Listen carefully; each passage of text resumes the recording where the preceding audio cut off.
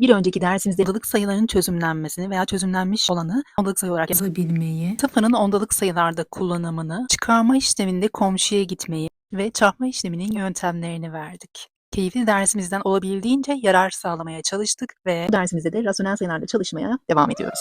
20'li kare çikolata kabımız var. 20 kare parçadan 20 tane parça çikolata var. Matematik dilinde 20'de 20 çikolatamız vardır. 4 arkadaş çikolatayı aralarında eşit paylaşmak istiyor. O zaman kişi başına kaç parça çikolata düşer hesaplamamız lazım. Bu 4 kişiden 4'ü de zihinden hesaplayabileceğini düşünüyor. Kişi başına düşen parça sayısını bulmak için 20'nin çeyreğini bulmak yeterlidir diyorlar. 20'nin çeyreği 5 olduğundan kişi başına 5 tane parça çikolata düşer. Tamam, bu eş paylaşımı kolay oldu da yalnız her rasyonel sayıda bölmeyi bu biçimde zihinden yapmakta zorlanabiliriz. Çözüm yolunu keşfedelim, daha farklı nasıl oynarız bulalım. Keşfetme için rasyonel sayının çeyreğini almayı düşünelim. Yani rasyonel sayıyı 4'e bölelim. 4 tam sayısını 4 bölü 1 rasyonel sayı olarak yazabiliriz. Keşfetme için rasyonel versiyonuna başvuruyoruz. Yaptığımız bu bölmenin matematik dili buysa cümlesi de budur. 20'de 20'nin içinde kaç defa 4 tekrarlanarak bir araya gelirse kişi başına o defa parça çikolata düşer. 4'ün kaç defa tekrarlandığını bulabilmek için 4'ün bölen olması gereklidir. Bölünen de budur, yani çikolatadır. Tabii rasyonel sayılarda bölme yapabilmek için farklı bir cümlesini daha düşünelim. Böylelikle yolunu keşfedebiliriz. 20'de 20 4'te bir defa tekrarlanarak bir araya gelirse elde edilen kadar kişi başına çikolata gerçekten de düşer mi? Ama biz 20'de 20'yi 4'e bölüyorduk. Ama biliyoruz ki rasyonel sayılarda şöyle bir avantajımız var. Tam sayı rasyonel sayı biçiminde yazılabiliyordu. Demek ki bölen bölme işlemi biçiminde de yazılabiliyordu. Bölen bölme biçiminde yazılabiliyorsa acaba biz 20'de 20'yi 1 bölü 4 defa tekrarlayarak 20'de 20'nin 1 bölü 4 defa tekrarlanarak bir araya gelmesi kısaca çarpma işlemiydi. Yani 20'de 20'yi 1 bölü 4 ile çarparak yine buradaki bölme işlemini elde edebilir miyiz diye soruyoruz. Çarpma işlemlerinde nasıl yapıyorduk? Öncelikle sadeleşmeler var mı ona bakıyorduk. Evet, pay kısmı ile payda kısmındakiler sadeleşebiliyor. Hem de 4 ile sadeleşebiliyor. 4 ile sadeleşebiliyorsa eğer burası 1, çizgi atmamız yeterli. Burası da 5 gelir. Daha sonra düz çizgiler yöntemimizden 5 kere 1'den 5, 20 kere 1'den 20 gelir. Çarpmadan elde ettiğimiz 20'de 5 olur. Zihinden yaptığımızda da buradaki 20 parçanın 5 tanesini kişi başına düştüğünü bulmuştuk. Burada da aynı ifadeyi buluyoruz. Demek ki yöntem, bu iki cümle aslında aynı sonuca varıyor. Herkes kendisine düşen 5 parça çikolatayı istemektedir. Yani 20'de 20'yi 4'e bölmek 5 bölü 20'yi vermektedir. Çarpma versiyonuyla düşünürsek 20'de 20'yi 4'te 1 ile çarparak yine aynı sonuca ulaşabiliyoruz. Peki bunun aksine örnek var mı? Bu çarpma yöntemiyle asla bulunamaz. Ben bu iddiayı çürütebilirim diyen var mı? Eğer diyen varsa, bulabilen varsa lütfen yorumlarda yazsın. Ancak bulamazsanız aksine örnek, işte bu yöntem doğrudur. Demek ki rasyonel sayılarda bölme işlemini aslında çarparak yapacağız. Bu eş paylaşımı çarpma işlemiyle 20'de 5 olarak bulduk. Ancak biz her zaman ne diyorduk? Rasyonel sayılarda sonucu en sade haliyle bulmaya çalışırız. Çünkü bizden o istenir diyorduk. En sade halinde değildir. Ancak istediğimiz sorunun cevabını da veriyor. Yine de en sade halini bulsaydık aynı sonuca varır mıydık? Tabii ki varırdık. Rasyonel sayı 5 ile sadeleşebilirdir. O yüzden payı 5'e böldük 1, paydayı 5'e böldük 4 geldi. Bu çarpma işleminin sonucu 4'te 1'dir. 4'te 1 ne demektir? Bütünün çeyreği demektir. Bütün bu kadarsa bütünün çeyreği dediği kısım bu 4 eş parçanın sadece buradaki kısımları ayrılmıştır. İşte 4'te 1 kısmıdır. Bu kişi için böyle oldu. Diğer kişi için de çeyreği midir? Bu tamamıydı. Tamamının 4 eş parçası işte böyledir. 4 eş parçasının sadece bir bölümü ayrılmıştır. O da diğer kişiye verilmiştir. Evet, yine çeyreğini veriyor. Bu bölümü 5 parçası demekse çeyreği de demek oluyor. Yani en sade hali de aynı sonucu, aynı eşit miktarı, aynı paylaşımı verir. Hiçbir sıkıntı oluşturmaz. Rasyonel sayılarda bölme işleminin mantığını anladıktan sonra zihnimizde rahat ve kolay kalsın diye kodlamasını, bir de çizgiler yöntemini verelim. İlk önce rasyonel sayılarda kodlama ile bölme işlemine bakıyoruz. Bölünen sadeleşebilirse sadeleştirelim diyor. 20 ile sadeleşebilir. Yani pay kısmı 20'ye bölündü 1, payda kısmı 20'ye bölündü 1. Bölünen artık en sade halindedir. 4 bölü 8 sadeleşebilir bir rasyonel sayıdır. Zaten ikinci adımda diyor ki bölen sadeleşebilirse sadeleştirelim. 4 de sadeleştirilebilir. O yüzden payı 4'ü 4'e böldüğümüzde burası 1 geldi. 8'i 4'e böldüğümüzde 2 geldi. Böleni sadeleşince 1 bölü 2 oldu. Bölme işleminin mantığından biliyoruz ki bölünen aynen kalır. Araya çarpma işleminin işareti gelir. Bölen ise bu şekilde olur. Tabi burada biz kodlamasını yapalım. Sadeleştirmelerden sonra başı döner çarpılır. Neyin başı dönüyor? Ekleyelim. Bölenin başı döner. Bölen dediğimiz sayı 1 bölü 2'dir. Bölenin başı dönerse ne olacaktır? 2 bölü 1 olacaktır. Bakın başı, yani pay kısmı döndü, payda oldu. İşte çarpıldı. Aslında mantığımızı kodladık. Bundan sonra bölen sayısını alıyoruz, başını döndürüyoruz. Ancak çarpılıp ters dönüyor. Rasyonel sayılarda çarpma işlemlerini biliyoruz. Pay kısmındakiler çarpılıyor. 1 kere 2'den 2 geliyor. Kesir çizgisini çiziyoruz. Payda kısmındakiler çarpılıyor. 1 geliyor. 2 bölü 1 rasyonel sayısı 2 rasyonel sayısına eşittir. 20 bölü 20'yi 4 bölü 8'e bölersek 2 rasyonel sayısını elde ederiz. Kodlamasını, görselleştirilmesini bu şekilde anladıysak haydi diğer bir yöntemimize geçelim. Birden fazla yöntem veriyoruz ki kendi matematik stilinizde yaşayın diye. Rasyonel sayılarda çizgiler ile bölme işlemi. Bölünen sadeleşebilirse sadeleştirelim. Bölen sadeleşebilirse sadeleştirelim. Mesela bunlar sadeleşmeyen rasyonel sayılar olsun. Ne yapıyormuşuz? Bakın, bölünenin pay kısmıyla başlıyoruz. Zikzak çizdik.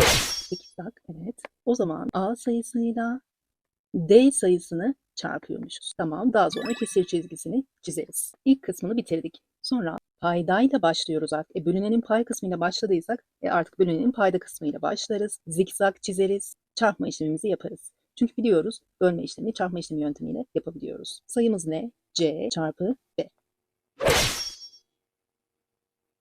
Tabii biz genel bir formülünü vermek için harflerle anlattık. Bir örnekle bakalım iyice ne otursun. Bölünen sayı 3 bölü 8 rasyonel sayısıdır. Bölen 2 bölü 5 rasyonel sayısı. Bölünen sadeleşebilirse sadeleşsin demişti. Yok, sadeleşemiyor. Bölen sadeleşebilirse sadeleştirelim. O da sadeleşmiyor. Artık çizgiler yöntemimize geçelim. Bölünenin pay kısmıyla başlayıp zikzak çizeriz. O zaman 3 çarpı 5 gelir. Daha sonra kesir çizgisini çizeriz. Sırada bölünenin payda kısmı var. Payda kısmıyla başlıyoruz. Hop hop. 8 ile 2'yi çarparız. Rasyonel sayılarda bölme işlemi işte bu kadar kolaydır. Pay kısmındaki işlemi yapıyoruz. 3 kere 5'ten 15 geliyor. Kesir çizgisi. 8 kere 2'den 16 geliyor. 15 bölü 16 sonucumuz oluyor. Bölüm 15 bölü 16'dır. Tam sayılarda bölme işleminde notlarımız vardı. Onlardan 2 tanesini bir hatırlayalım. Çünkü rasyonel sayılarda da değerlendirip kullanalım. Biliyoruz ki bölünen buraya yazılır, böyle bölme işaretini yapılır. Buraya paydaş yazılır, yani bölen. Bu kısımda da bölümü elde ederiz. Her zaman bölme işlemlerini böyle yazmak zorunda değildik. Bir de bölünenle böleni payda olarak da, yani rasyonel sayı versiyonunda da yazabiliriz demiştik. Bu versiyonda yazıyorsak rasyonel kısımlarda bu notu da kullanmak gerekli tabii. Hadi şu güzel arkadaşların çikolata paylaşımlarına geri dönelim ve onları bölünen bölen diye dizelim. Biliyoruz ki çikolata bölünendi. Bölünen kısımda 20 bölü 20 olacaktır. Paylaştırdığımız arkadaşlar 4 taneydi. O zaman bölen 4 oluyor. Bu bölme işleminden elde ettiğimiz sonuç 5 bölü 20 4'te 1'di. Bizim bölümümüzde 4'te 1 oluyor. Kolay. Bölünen dediğimiz pay kısmı olacak. Pay kısmında rasyonel sayı olarak 20 bölü 20 vardır. Peki payda kısmına geçmek için bir kesir çizgisini çizeriz. Yani buradaki çizgiyi buraya alıyoruz gibi de düşünebiliriz. Tamam. Payda kısmında hangi sayı vardır? 4 rasyonel sayısı vardır. İşte onu yazarız. Buradan elde ettiğimiz sonuç da buradaki bölüm olur. Demek ki bölünen veya bölen hiç fark etmez. Rasyonel sayı da olsa buradaki gibi kesir çizgili yazabiliriz. Hocam üst üste 2 tane kesir çizgisi olur mu? Evet, olabilir. Ana işlem buradaki kesir çizgisiyle belirtilir. Geriye kalan bölünen kısmı, bölen kısmı da kendi kısmında yazılır. Ana işlem buradaki bölme olduğu için buradaki bölmenin hemen yanına eşittir işareti konulur. Böylelikle ana çizgide, ana hatta aynı hizada hangi işlemler yapacağımız kesinleşir. Matematikte düzenli yazmak önemlidir. Hataya sebebiyet vermeyeceğiz. Tam sayılardaki bölme işlemini rasyonel sayılarda da güzel bir değerlendirdiysek, not sevenler şurayı güzelce bir not aldıysa, haydi geçelim bölme işlemini aynı yukarıdaki gibi kesir çizgisiyle gösterelim. Bölünen 20 bölü 20. Tamam. O zaman pay kısmına 20 bölü 20'yi yazarız. Bölünen dediyse bir bölme işlemi vardır. Bölme işlemini de 2 nokta üst üste yerine kesir çizgisiyle gösteririz. Bu ana işlem olur. O yüzden hemen onun yanına eşittir işaretini koyarız. Bölen ise 4 bölü 8'dir. Hocam bunu buna çevirmeye ne gerek var diyebilirsiniz. Şuradaki mantığı gördüyseniz, bize bu biçimde verdiyse o versiyonuna kolaylıkla dönüştürebilirsiniz. Onu anlatmak için veriyoruz. Haydi yukarıdakine bakmadan burada yazalım. Bize 2 nokta üst üste değil de bu şekilde verdiyse ne tarafı ne tarafa böleceğiz, ne yapacağız, iyicene kafam allak bullak oldu, buradan hiçbir şey anlaşılmıyor demeyeceğiz. Bundan sonra anlayacağız. Bakıyoruz, eşittir. İlk göreceğimiz, dikkatimizi çeken işaret eşittir olacak. Demek ki burada aynı hizada ana hat vardır diyeceğiz. Bu yolun ana hattı, işte yol gibi gözüküyor zaten. Benzettik. Ana hattın üstünde yer alan kısım rasyonel sayı. Ana hatta bölme işlemi vardır. Yolun aşağı tarafında rasyonel sayı vardır. Daha sonra bizim ana hattaki eşittir işaretimiz gelir. Kafamız karışmadan hemen 20 bölü 20'yi alırız. Bölme işaretini koyarız. Aşağıdaki 4 bölü 8'i yazarız. Eşittir'i koyarız. Bizim için aynı hiza, ana işlem önemlidir. Çünkü sadece bu kadar basit de vermez. Daha farklı karışık işlemler de verir. Bu ana hattı hep takip edeceğiz. Dediğimiz gibi ana işlemi fark ettikten sonra buradaki aşamalar aynen devam ettirilir ve sonuca ulaşılır. Yani gözümüzü korkutacak hiçbir şey yoktur. Çizgiler yöntemindeki örnek bu şekilde verilmeseydi de kesir çizgisiyle gösterilerek verilseydi nasıl yapıyorduk bakalım. Ana işlemi aynı hizadan belirliyoruz. Eşitlerin aynı hizasında olan ana işlemi belirledikten sonra bölünen sadeleşebiliyor mu ona bakıyoruz. Yok, sadeleşmiyor. Bölen yani aşağıdaki sayı sadeleşebiliyor mu? Hayır, sadeleşemiyor. O zaman ardından ne yapıyoruz? Bölenin başı döner. Bölen dediği ne oluyor? Yani ana yolun altındaki sayı oluyor. Bölen buysa, başı dönüyorsa 5 bölü 2 olur. Ne olacaktır hali? Çarpıldığı için başı dönmüştür. O yüzden çarpı 5 bölü 2. Böyle bir bölme işlemi görüyorsak direkt çarpma yöntemine bu şekilde geçebiliriz. Daha sonra düz çizgiler yöntemine 15 gelir, 16 gelir. Yine aynı sonuca ulaşırız. Bu anlattığımız yöntemleri daha iyi kavramak adına alıştırmalarına bakalım. Yaklaşık 9 tane kavrama alıştırmamız var. Buradaki çözüm aşamalarını iyice bir anlayalım. Kendi başımıza test çözebilecek hale gelebilelim. Haydi başlıyoruz. Bölme işleminde birinci adımda rasyonel sayılar kendi içinde sadeleşebiliyor mu ona bakıyoruz. Sanki 3 ile sadeleştirebiliriz. Çünkü 3'ün katında 30 var, 3'ün katında 27 var. O zaman 3 ile sadeleştirmesini yapalım. 30'u 3'e böldüğümüzde 10 geliyor, 27'yi 3'e böldüğümüzde 9 geliyor. Peki bölen kısmında sadeleşme oluyor mu? Hayır, olmuyor. Bölen sadeleşmiyorsa kodlamamızdan yapıyoruz. Başı döner, çarpılır. Bu kadar hızlı ve pratik yapıyoruz. Artık çarpma işlemine geçtiğimiz için yeniden sadeleştirmeler var mı diye bakıyoruz. Rasyonel sayılarda sadeleşmenin çok önemli olduğunu fark etmişizdir. Pay kısmındaki ile payda kısmındakilerden sadeleşen var mı? Evet var. 10, 20. Hani ortak çarpanları olduğu için sadeleşebiliyorlar. Ortak çarpanlarından şöyle en büyüklerini almaya çalışalım. 10 olabilir. 10 çarpanı ortaksa 10 ile sadeleştirebiliyoruz. 10'u 10 ile sadeleştirdiğimizde 1 gelir. Çizgi atmamız yeterlidir. 20'yi 10 ile sadeleştirince 2 gelir. Peki pay kısmındaki ile payda kısmında sadeleşen başka sayı kaldı mı? Var tabii ki. Pay kısmındaki 9 ile payda kısmındaki 9 sadeleşir. Elimizden geldiğince sonuna kadar sadeleştirmeye çalışıyoruz. Ay bir kere sadeleştirdim bitti. Yok. 9 ile sadeleştirme yapınca burada 1, burada 1 olur. Çizgi atmamız yeterli olacaktır. Geriye ne kaldı? Yukarıda hep çizgiler var. O zaman 1'dir. Kesir çizgisini çizeriz. Aşağıda da sadece 2 kaldığı için 2 vardır. O zaman bu bölmenin sonucu bölüm 1 bölü 2 olur. İlk önce işaret bölmesini yaparız. Ana hattaki eksi hangi işaretle bölünür? Bunun önündeki gizli artıyla bölünür. Düşmanımın dostu düşmanımdır. Yani sonuç negatif bir sayı olacak. O kesindir. Negatif sayısı eksi işaretini sonuca yazıyoruz. Daha sonra aşağıda düzenlemeleri yapacağız. İşaretlerle işimiz bittiği için bu eksiği kaldırdım. Bölme işleminde sayıları rasyonel sayı versiyonunda görebilmek adına böyle yazabiliriz. Bölme işleminde biliyoruz ki bölen başı döner çarpılır. Çarpma işleminde pay kısmındakilerle payda kısmındakilerde sadeleşme var mı ona bakıyoruz. Pay kısmında 64 var, 16 var. Şimdi 4'ünün katında 16 biliyoruz. Peki 4'ünün katında hani 64 var mı? Evet var gibi. Hani böyle tek tek saymasak da bölünce 4'ün katı olduğunu anlarsınız. Ama biz tabii daha büyük sayılar düşünmeye çalışıyoruz. Olabildiğince sadeleşsin diye. Ben belki 16'yı da sadeleştirebilirim. Niye hemen küçük düşüneyim? O yüzden 64'ü daha büyük sayı olan 16 sayısına bölelim. 16 ile tam bölünebiliyorsa sadeleşebilirdir. 4 kere olabilir mi? Deneyelim. 6 kere 4'ten 24 elde var. 2, 1 kere 4'ten 4 geldi. 4 ile 2'yi toplarsak 64. İşte tam bölündü. Çok güzel. 16 ile sadeleşebilirdir. O zaman 16 ile sadeleştirdiğimizde 4 bölümü gelir ve 16 ile sadeleştirdiğimizde 1 gelir. Çizgi atmamız yeterli. Sadeleştirilebilecek başka sayı kalmadığı için düz çizgiler yöntemimizde çarpmayı yapıyoruz. 4 çarpı 10'dan 40 gelir. Kesir çizgisi. Burada sadece 1 var. 1 yazdık. 40 bölü 1 rasyonel sayısı. 40 rasyonel sayısına eşittir. O yüzden sonuç eksi 40 olur. Hocam bu sefer parantezli işler işin içine girdi. Sadece eksi de yok. Hiç korkmamıza gerek yok. İşlem önceliğinden biliyoruz. Parantezin içi işlem önceliğinde öncelik sırasında. O yüzden parantezin içinden işleme başlıyoruz. İlk yapacağım işlem burası. Daha sonra burayı katarız. Şimdilik burayı görmüyoruz. İçeride negatif bir rasyonel sayıyı pozitif bir rasyonel sayıya bölmek vardır. O zaman ilk önce işaretlerin bölmesini yaparız. Düşmanımın dostu düşmanımdır. Yani eksi işareti buradan geliyor. Şimdi ise sayıları alalım. 32 bölü 5 bölü 64 bölü 25. Bölme işleminde biliyoruz ki bölenin başı döner. Yani 25 bölü 64 olur. Çarpılır. Artık çarpma işlemine girdiysek sadeleşme varsa sadeleşmeleri yapacağız. Pay kısmındaki 32 ile payda kısmındaki 64 sanki bir ortak çarpanı gibi. Hatta şurada 2 burada 4 var ya oradan düşünüyorum. Tamam 2 ile çarpsam 2 kere 2'den 4, 2 kere 3'ten 6. Evet gerçekten de tamam oluyor. O zaman 32 ile sadeleştirmeyi yaparız. 32 ile sadeleştirme yaparken pay kısmındakinden 32'ye böldüğümüz için 1 gelir. Ve buradaki 1'i yazmasak da olur. Paydadaki 64'ü 32'ye böldüğümüz 2 gelir. Tamam. 1 bölü 5 çarpı 25 bölü 2 oldu. Hocam daha sadeleştirmeler bitmedi. Ben görüyorum. Yani hani 5 ile 5'i çarp 25 geliyor ya. Sadeleşme olabilir. Ne ile? 5 ile olur. 5 ile sadeleştirirsek pay kısmında 25'i 5'e böldüğümüz için 5 gelir. Payda kısmındaki 5'i 5'e böldüğümüzde 1 gelir ve onu yazmamıza gerek yok. Düz çizgiler yönteminden 1 çarpı 5'ten 5 gelir. Kesir çizgisi çizilir. Burada da 2 vardır. O zaman parantezin içinden eksi 5 bölü 2 gelir. Onu hatta buraya yazalım. Eksi 5 bölü 2. Bölme işlemi 5 bölü 4 eşittir var. Matematikte en küçük işaretin bile çok büyük önemi olabiliyor. Ne yapıyoruz? İlk önce işaretlerin bölmesini yapıyoruz. Düşmanımın dostu düşmanımdır. Eksiği yapıştırdık. Sonuçta eksi olacak. Daha sonra bölen başı döner çarpılır. Baştaki 5 burada oldu. Yukarıda ise 4 oldu. Hocam artık görüyorum sadeleştirmeler var. 5 ile sadeleştiririz.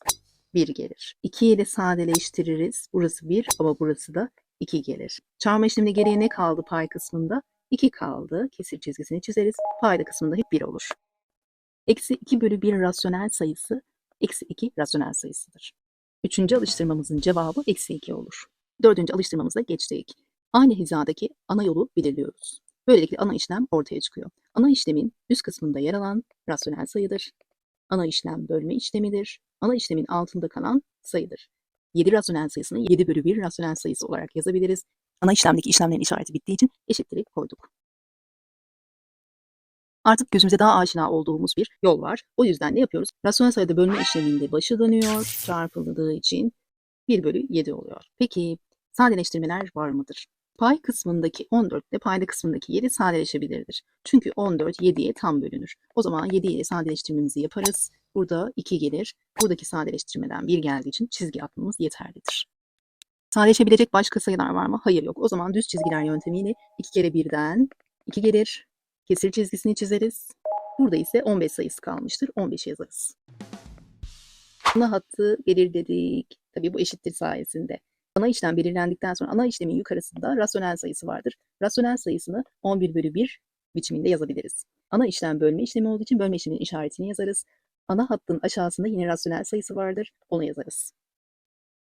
Rasyonel sayılarda bölme olduğu için kodlamamızdan yapıyoruz. Bölenin başı döner, çarpılır. Artık çarpma işlemi yaptığımız için pay kısmındaki ile paydadakilerde sadeleşme söz konusu mudur? Evet. 22'yi 11'e tam bölebildiğimiz için 11 çarpanıdır. 11 ile sadeleşme olur. Pay kısmındaki sadeleşmeden yani 11'i 11'e bölmekten bölüm 1 geliyor. Çizgi atmamız yeterli oluyor. Paydadaki 22'yi 11'e böldüğümüzde 2 geliyor. Düz çizgiler yöntemimizle çarpıyoruz. 3 kesir çizgisi 1 kere 2'den 2 gelir. Kırmızımız gelsin artık. Evet. 3 bölü 2 rasyonel sayısını bu şekilde bırakmayalım. Bu bileşik kesir. Bileşik kesir ise hani bir tam kısmı vardır. Paydayla aynı olan 2 bölü 2 vardır. Geriye pay kısmında 3'ten 2 çıktı. 1 kalıyor. Şöyle bir toplamdır. Oradan da anlayabilirsiniz. Zaten bir tam geliyor. Oradan dolayı bir tamı var deriz. Daha sonra 3'ten 2'yi çıkarırız. 1 gelir. Daha deminki anlattığımız mantığıdır. Bu şekilde anlamıyorsanız hocam bize öğretmiştiniz bölerek yapıyorduk. Öyle de aynı sonuca ulaşırsınız. İşte 1 tam 1 bölü 2. Beşinci sorumuzun cevabı 1 tam 1 bölü 2 olur. Sondan dördüncü alıştırmamıza geçtik bile. Ana hattımızı belirledik buradaki eşittir sayesinde. Ana işlemin ana hattının üstünde tam sayılı kesir var. İşte onu düzenleyeceğiz. Tamam burada onu düzenleriz. Daha sonra ana işlemimiz bölme işlemi olduğu için bölme işaretini koyarız. Ana hattın altındaki rasyonel sayıyı yazarız. Adım adım gidelim. Tam sayılı kesri bölme işlemlerinde bileşik kesri çeviriyoruz. Tam kısmıyla paydası çarpılır. Pay kısmı üzerine eklenir. 1 kere 25'ten 25 gelir. 25 artı 17 bölü, tabii bu bölüyü ana hattaki yere yazacağız. Düzgün yazalım onu. Bölü. Hala bileşik kesiri çevirmeye devam ediyoruz. Paydası ne olur buranın? Paydası değişmez ki. 25 olur. Biz bu ana işlemi de böyle bir belirtelim ana işlem diye. Ana işlemin işareti bölme. Ondan sonra rasyonel sayımız var. Onu yazarız. 25 ile 15'i toplasaydık 25'e ilk önce 5 ekleyecektik. 30 olacaktı. Sonra 10 ekleyecektik. 40 olacaktı. Ama 15 eklemediğimiz için onun 2 fazlasını eklediğimiz için 42 ekleyince 42 elde edeceğiz. Tamam 42 bölü 25 geldi. Bölme işleminde bölen başı döner çarpılır. Artık çarpma işlemine geçtiğimiz için sadeleşmeler var mı bir bakıyoruz. Tabii bölme işleminde de kendi içinde sadeleşme olsaydı sadeleştirirdik ama sadeleşme olmuyor. Burası zaten tam sayılı kesirdi. O yüzden çarpma işleminde var mı diye bakıyoruz. Genelde zaten rasyonel sayılarda çarpma işleminde sadeleşmeler oluyor. Bizi de rahatlatıyor. Bakalım. Şuradaki 25 ile 75 hani sanki 5'in katları ortak çarpanlarında 5 var gibi ama biz en büyük sayıları düşünmeye çalışıyoruz ya 75'i 25'e bölsek tam bölünse güzel bir sadeleşme olur. Evet gerçekten de tam bölünür. O yüzden 25'le bir sadeleştirmemizi yaparız. Pay kısmını 75'i 25'e böldüğümüzde kaç geliyor? 3 geliyor mu? Evet 3 geliyor. Payda kısmındaki 25'i 25'e böldüğümüzde 1 geliyor. Çizgi atmamız yeterli. 42 ile 56 sadeleşebilir. 42 deyince aklıma 6 ile 7 geliyor. Yani 6 ile 7'nin çarpımı 42'yi veriyor. 56 deyince de 7 ile 8'in çarpımı aklıma geliyor. Bakıyorum 7'ler ortak çarpan ama diğer çarpanın içindeki çarpanda da 2 var. Biz aslında 7 ile değil de 7, 2 çarpanlarının çarpımlarıyla sadeleştiririz.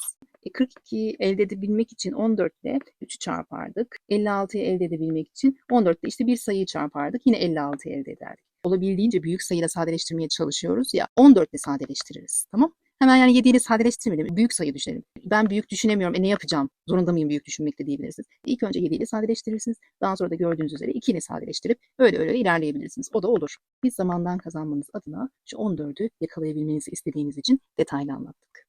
Bölü 14 okeydir. 42'yi 14'e böldüğümüzde 3 geliyor. 56'yı 14'e böldüğümüzde 4 geliyor.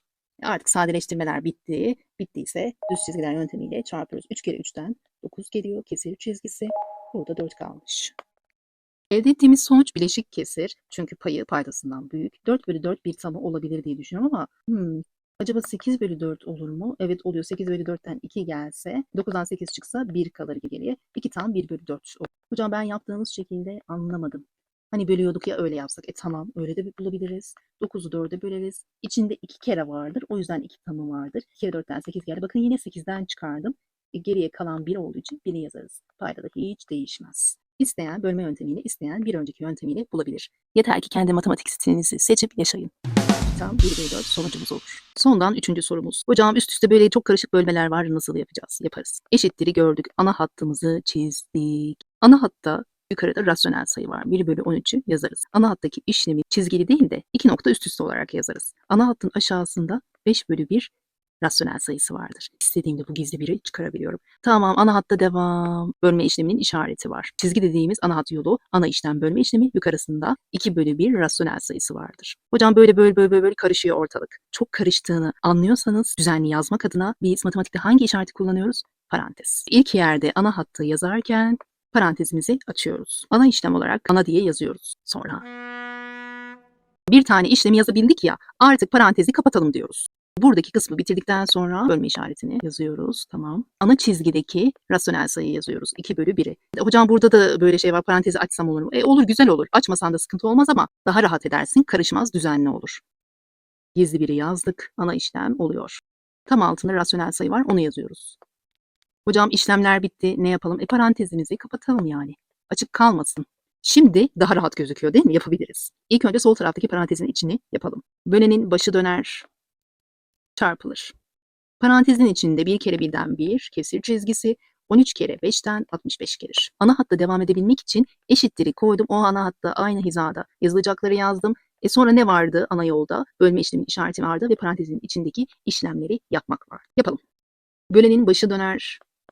Çarpılır. Hop hop. 5 buraya 4 buraya. Çarpma işleminde sadeleşme var mı? 2 ile 4 hocam ortak çarpanlar aman sakın. Bunlar pay kısmındakiler.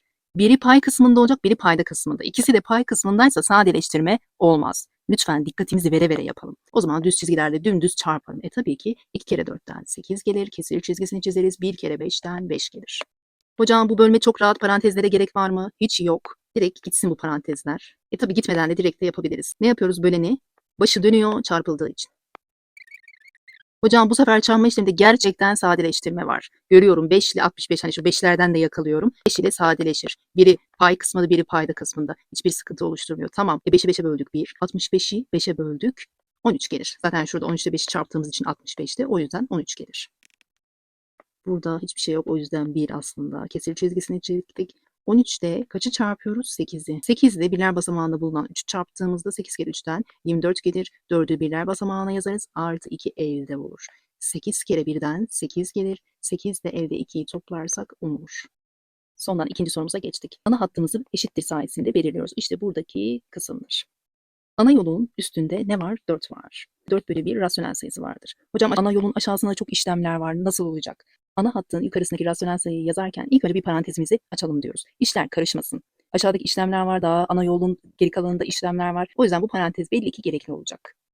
Ana hattın yukarısındaki bulunan rasyonel sayıyı yazdık. Şuradaki ana yolun işaretini yazıyoruz. Hocam aşağıda çok işlem var. Yine işler karışabilir buradaki bölmeyle. Bir de eksi işareti var. Neler yapacağız? Ana hattın aşağısındaki işlemleri yazabilmek için yeniden parantez açabiliriz. Tekrar parantez açamazsın diye bize zorbalık yapmıyorlar. Buradaki işaretler aslında işimizi kolaylaştırmak için var. Eksi 2 çarpı 1 bölü 3 rasyonel sayısı. Tamam, ana hattın aşağısındaki işlemler bittiği için parantezimizi kapatabiliriz.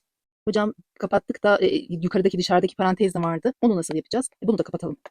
Neden kapattık? Ana hattaki yukarıdaki ve aşağıdaki kısımlar bittiği için. Tamam, ana yoldaki bölme işleminin işaretini koyarız. Yanındaki sayı 6 olduğu için 6'yı yazarız. Ana yolu belirlediysek aşağıdan devam edelim ana yola. İlk önce parantezin içindeki işlemler yapılıyor. İşlem önceliğinde en içteki parantezden başlardık. Eski notlarımızı, bilgilerimizi kullanmadan olmaz, kullanıyoruz. En içteki parantezden başlayınca çarpma işlemini görüyoruz. İşaretlerin çarpımı söz konusudur. Çünkü eksi var burada. Burada da gizli artı vardır. Aradaki çarpma işlemine uğrar. Düşmanımın dostu düşmanım olur. Daha sonra ne yapıyoruz? Sayıları çarpıyoruz.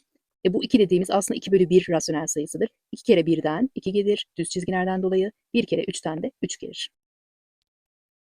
Evet, ana yolumuza aşağıdan devam edelim. Öncelikle işaretlerin bölmesini yapalım. İşaret belli olsun. Burada gizli artı vardır. Dostumun düşmanı düşmanımdır. Yani buradaki sonuçtan eksi gelecek. O belli oldu. Sırada 4 bölü 1 ile çarpma işlemi yapmak var. Neden? Buradaki artık işareti görmemize gerek yok. İşlemi yapmıştık. Bölen başı döner. Yani 3 bölü 2 olur. Çarpılır. Hocam böyle bir çarpma işleminde sadeleştirme söz konusudur. 2 ile sadeleştirmeliyiz. Doğru diyorsunuz. Pay kısmını 2 ile sadeleştirdik. 2 geldi. Payda kısmını 2 ile sadeleştirdik. 1 geldi. Daha sonra düz çizgiler yöntemimizle çarpma yaparız. 2 kere 3'ten 6 gelir. Aşağıda ise 1 kalmıştır. 1'i yazarız. O zaman burası eksi 6 bölü 1 olur. Eksi 6 bölü 1 eksi 6'ya eşittir. Parantezin içine, yani bu kısmı eksi 6 bulduysak yanındaki ana işlemle devam ederiz. 6. Evet. İşaret bölmesiyle başlarız. Düşmanımın dostu düşmanımdır. 6'yı 6'ya böldük, 1 gelir. Alıştırmamızın cevabı eksi 1 olur. Hocam bu nasıl kavrama alıştırması? En sonuncusu çok zor, yapamaz. Sakın böyle düşüncelere kanmayın. Beyninize seslenin ve deyin ki artık burada çözüm aşamalarını öğreniyorum ve yapabileceğim. Diyoruz ki biz ilk önce ana hattı belirliyoruz. Ondan sonra işimiz rahatlayabilir. Ana hattaki ana işlemdir. Ana hattın yukarısındaki pay kısmındakilerin işlemi yapılıyor. Daha sonra bölme işlemini işareti koyuluyor. Payda kısmındakilerin işlemi yapılıyor. Aslında işlem önceliği notlarımızda verdiğimiz bilgileri rasyonel sayılardaki bölmelerde yapabiliyoruz. Oradan da aşina olmuştunuz. Burada da yapabilirsiniz. Adım adım buraya yapabilecek hale geliyorsunuz. Kendinize inanın. Pay kısmındakileri yazarken parantezli yazalım ki birçok işlem olduğu için karışmalar olmasın. Bölünen bir rasyonel sayısını 1 bölü 1 şeklinde dönüştürüp yazabiliriz. Bölme işleminin işareti. Daha sonra pay kısmındakileri evet buraya yazıyoruz parantezli olarak, ama pay kısmındakileri ayrı bir işlem olarak görürsek, paydadakileri görmezsek, kapatırsak işlem önceliği söz konusudur. İşlem önceliğinde parantezli işlemler öncelik sırasında öndeydi. O yüzden parantez içindeki işlemi direkt yapabiliriz. Bir rasyonel sayısından 1 bölü 2'yi çıkarıyorsak bir yerine paydası eşit olacak şekilde olan rasyonel sayıyı yazarız. Bir tamı 2 bölü 2 olarak yazarız. 2 bölü 2'den 1 bölü 2 çıkarsa geriye 1 bölü 2 kalır. Parantezin içinin sonucu 1 bölü 2 ise onu direkt 1 bölü 2 olarak yazarız ve pay kısmındakiler bittiği için parantezimizi kapatırız. Ana işleminin işareti olan kesir çizgisini 2 nokta üst üste olacak şekilde bölme işleminin işareti olarak o versiyonda yazarız. Ana hattın altında paydadaki işlemler söz konusu olduğu için karışmaması adına parantezi açabiliriz, yani rahat etmek için. Daha sonra bölen başı döner, çarpılır. Çarpıldığı için çarpma işaretini koyduk. Başı döndüğü için 57 bölü 56'yı yazdık. Parantezi kapatırız. Parantezin içindeki işlemi yapacağımız için 1 bölü 1 aynen kalır. Bölenin başı döner. Çarpıldığı için çarparız. Düz çizgiler yöntemiyle 1 kere 2'den 2 gelir. 1 kere 1'den 1 gelir. Parantezin içi 2 bölü 1 olur. Bölme işleminin işaretini koyarız. Hocam parantezin içindeki işlemde sadeleştirme söz konusudur. Burada 2 var. Bu payda da hani 6 var. 2'nin katı olan. O yüzden 2 çarpanı ortaktır. 2 ile sadeleştirme söz konusu olabilir. Evet, doğrudur. 56'yı 2'ye böldük. 28 gelir. Hocam bir tane daha sadeleştirme görüyorum. Evet, doğru görüyorsun. 2'yi silelim. Pay kısmındaki 57'yi 3'e böldüğümüzde bakalım ne geliyor? 19 geldi. 3'ü 3'e böldüğümüzde 1 geldi. İşte düz çizgiler yöntemiyle çarpmamızı yaparız. Bir kere 19'dan 19 gelir. Tabii parantezimizi açıyoruz. Buradaki parantez. Kesir çizgisini çizeriz. Düz çizgiler yönteminden dolayı bir kere 28'den 28 gelir. Bölmeyi çarpma yöntemiyle yazıyoruz ve rasyonel sayılarda çarpma yapacağız. Sadeleştirme söz konusu mu? Yok değil. O zaman düz çizgiler yöntemiyle 2 ile 28'i çarparız. Kesir çizgisini çizeriz. 1 ile 19'u çarparız. 56 geldi bölü 19 geldi. 56 bölü 19 bileşik kesir. O zaman tam sayılı kesire bölerek çevirelim. 16'dan 8 çıktı. 8 kaldı. 4'ten 3 çıktı. 1 kaldı. Evet, kalan bölümden küçük, bölme işlemi bitti. O zaman ki tam kalan 18 olduğu için 18 payda hiç değişir mi? Değişmez. 19 olur.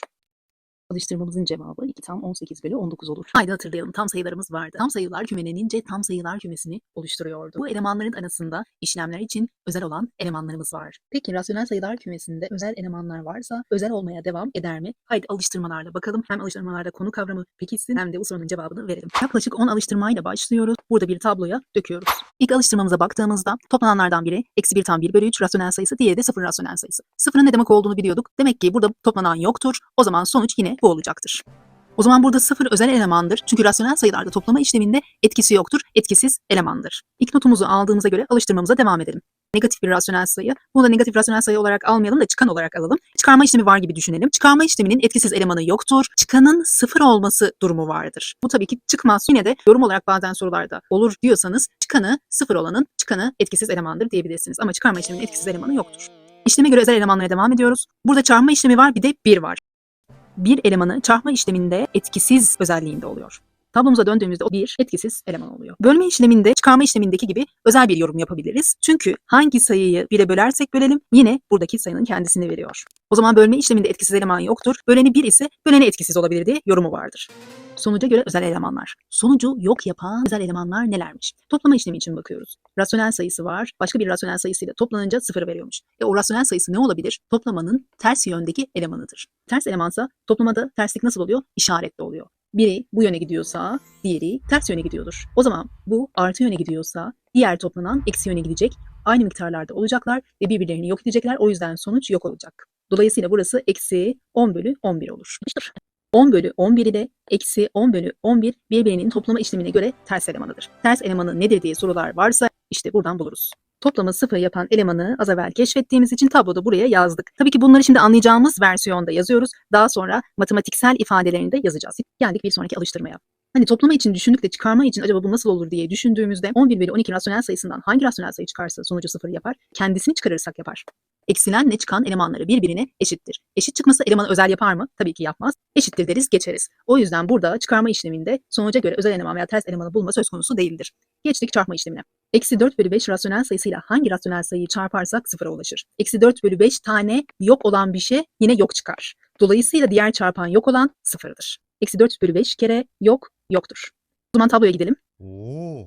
Toplama, çıkarma, çarpma işlemi için düşündük. Bölme işleminde acaba özel eleman var mıdır? Dikkat ederseniz azalmalarda özel elemanlar genellikle olmuyor. Bölme, bölüşme, var olanı bölme azalmadır. Azalma olduğu için bölme işleminde sonuca göre özel eleman yoktur. Buralarda yorum yaptık ya, istisnai bir yorumlar yapılabilir. Öyle bir miktar olacak ki o miktarı 1 bölü 10'a böldüğümüzde yok olacakmış. Var olanı ne kadar bölüşürsek bölüşelim yok edebilir miyiz? Bu düşünceden yola çıkarak bölüneni yoktur deriz. Yok olan bir şeyi 1 bölü 10 eş parçaya bölersek yine yoktur. Burası 0 olur.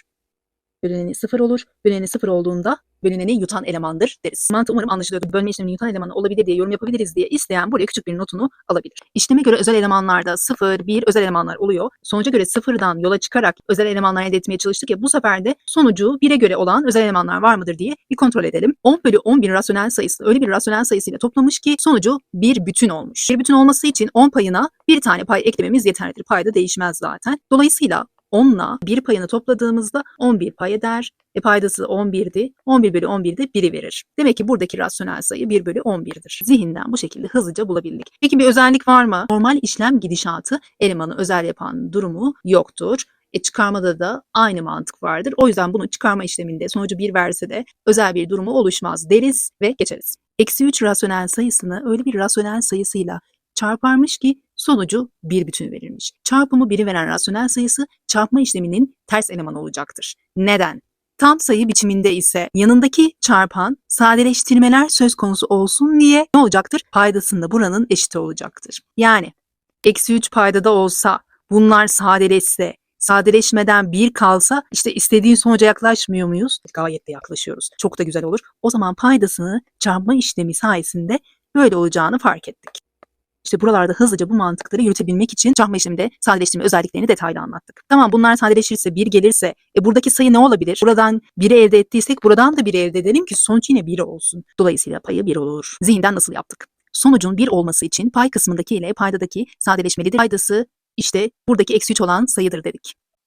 Toplama işleminde olmasa da çarpmada işlemin sonucunu 1 tam yapan sayı birbirlerinin çarpma işlemine göre ters elemanı olacaktır. Nasıl toplamadan çıkarma mantığına gittiysek çarpmadan da bölme mantığını düşünebiliriz. Bölümü 1'i veren rasyonel sayısı bölme işleminin yine ters elemanı olacaktır. Artık matematiksel terimleriyle birlikte bir göz atalım. Rasyonel sayısındaki kümede 0 ve 1 elemanları bizim için özel elemanlar oldu. Fark ettik ki işleme göre etkisiz eleman olabiliyorlar bu sayılar. Yutan eleman olabiliyorlar. İşleme göre ters elemanı bulmamızı sağlatabiliyorlar. Bu tabloyu not aldıysak artık eleman özelliklerine değil de işlem özelliklerine bakalım. Buna gayet hazırız. Karşımızda birçok işlemin işareti var. O zaman işlem önceliği söz konusu olabilir diyoruz. Sadece artı ve eksiden oluşuyor. Sadece şöyle işaretlere dikkat edip ona göre yol alabiliriz.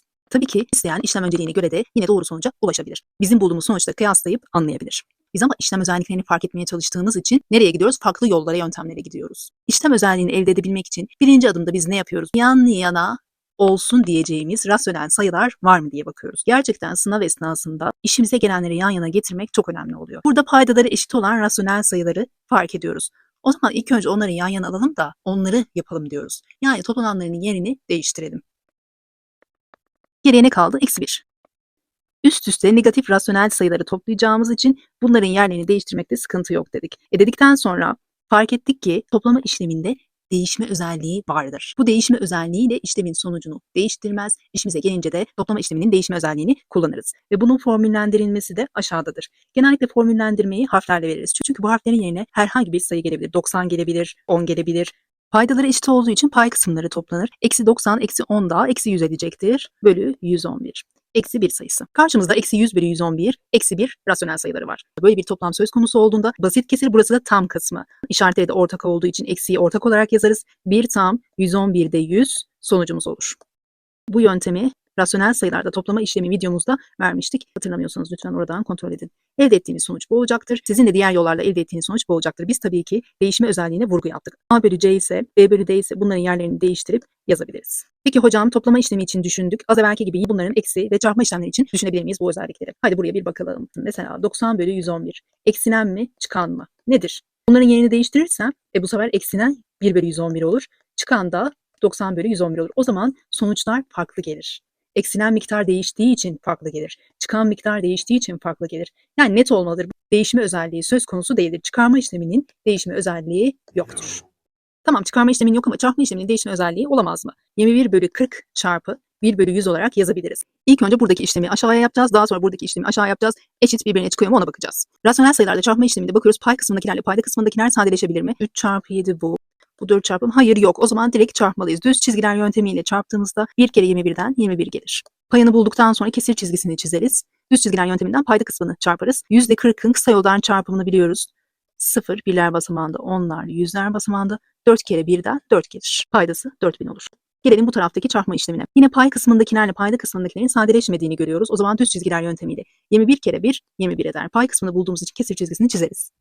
Sırada payda kısmı var. Birler, onlar, yüzler basamağında sıfırlar var. Daha sonra 4 kere 1'den 4 var. Evet, yine aynı sonucu elde ettik. O zaman çarpma işleminde değişme özelliği söz konusudur. Yaptığımız örneklerden sonra notumuzu aldık ve alıştırmalara devam edelim.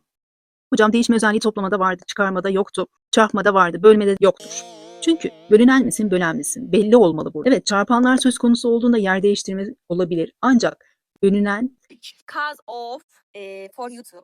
Bölünen yer değiştirirse bölen olur. Bölen yer değiştirirse şurada çıkan değil, bölünen olur diye düzeltelim. Bölünen olur. O yüzden bölme işleminde değişme özelliği yoktur. Birçok basit örneklere bakarak da fark edebilirsiniz. Hocam, tam sayılardan hatırlıyorum. Sanki birleşme özelliği vardı işlemlerde. Evet, bakalım rasyonel sayılarda da söz konusu mudur? Bu soruyu öncelikle işlem önceliğine göre birlikte yapalım. Bulduğumuz sonuçla birleşme özelliğinden bulduğumuz sonuç aynıysa tamam, vardır. İşlem önceliğinde öncelikle parantezin içi yapılırdı. Zaten negatif bir rasyonel sayı var. Burada herhangi bir işlem gerektirmiyor ama buradaki parantezin içinde işlem gerekiyor. Ne işlemi var?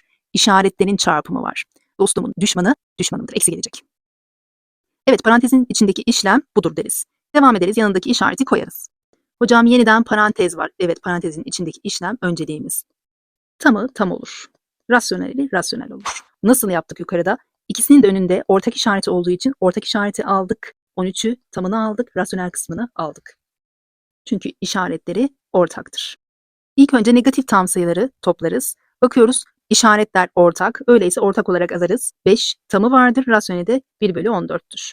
Bunları önceki videolarımızda çok verdik. Umarım kapmasınızdır bu yöntemleri. Bu kadar dost var. Düşmandan ise -5 tam 1/14 var. Bu kadar dostun içinden bu kadar düşman giderse geriye 8 tane dost kalır.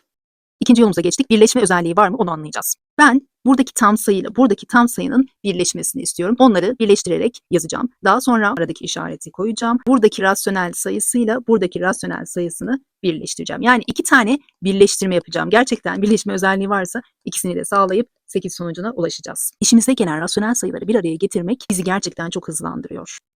Alabileceğim bütün rasyonel sayıları aldım, birleştirdim. İşlem önceliğine göre bunları tamamlıyorum. Buradan 8 geliyor. Buradan 0 geliyor. 8 0 daha 8 ediyor. Bakın bu kadar rahat sonuca ulaşıyoruz özellik sayesinde. Hocam ben bunun da formüllendirilmesini istiyorum. İşte burada notu. Tamam. Böyle ortak olarak yazmak sadece sayılarda değil, işaretlerde de olabiliyormuş. Matematikte her sembolün önemi var. O işaretlerin önemi varsa özellikleri onlarda da kullanıyoruz. Artı işaretleri ortak oluyor. Sayılar ise bu şekilde birleşip bir araya geliyor. Negatif için de bu geçerlidir. Bakıyoruz ortak olan eksi işareti. O zaman eksiyi alıyoruz. Tamı tam oluyor. Rasyoneli rasyonel. Yani işaretler birbirlerinden farklıysa işte o zaman onu böyle tam sayılı kesir olarak yazamayız. Yazarsak yanlış sonuç olur. Ama işaretler ortaksa bunları yazmamız çok hızlandırır bizi. Tamam. Peki birleşme özelliği çıkarma işlemlerinde de var mıdır? Yani burası eksi olsa olur muydu? Onu da siz kontrol edin. Ancak azalmalarda birleşme özelliği yoktur. Bu birleşme özelliğinden sonra hocam işlemlerde yukarıda gördük birleşme özelliği var. Hatta işaretleri ortak olunca sayılar bile birleşiyor. Peki dağılma özelliği işlemlerde var mı? Bize bu verildiyse ortak olarak yazmak işimize gelmiyorsa dağıtarak yazarız. Tabanı ayırırız -2 diye. Rasyoneli de işaretiyle ayırırız. Çok önemli. Bunları vermiştik. Tekrar veriyoruz ki iyicene kapın ve kullanmaya alışın diye. İşaretleri ortaksa geçerliydi. Burada tam sayılı kesirler için geçerlidir. Tam sayılı kesiri de işaretiyle birlikte tam olur, işaretiyle birlikte rasyonel olur. Hatta bunu 11. videonun Ç alıştırmasında kullanımını güzel örnekle vermiştik. Alıştırmalardan yola çıkarak toplama işleminde birleşme özelliği vardır. Toplananlar birleşebilir.